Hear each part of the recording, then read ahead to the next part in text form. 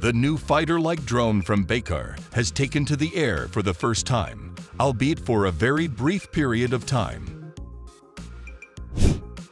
The Akinci Flight Training and Test Center in Tekirdağ province is where the Turkish KIZILELMA drone took off. Selçuk Bayraktar, Chief Technology Officer for Baykar, stated that the test was successful, but made no mention of whether the extremely brief flight was intentional or unintentional. The way the video clip has been edited gives the impression that it was a deliberate choice.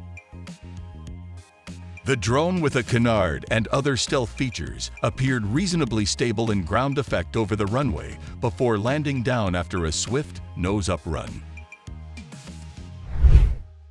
If this was an unplanned impromptu takeoff, the test crew is presumably relieved to have escaped a public embarrassment and expensive accident. The YF-16 prototype experienced a considerably more spectacular mishap on a high-speed ground run over 50 years ago, as the film from Lockheed Martin narrates in an interview with test pilot Phil Ostracher.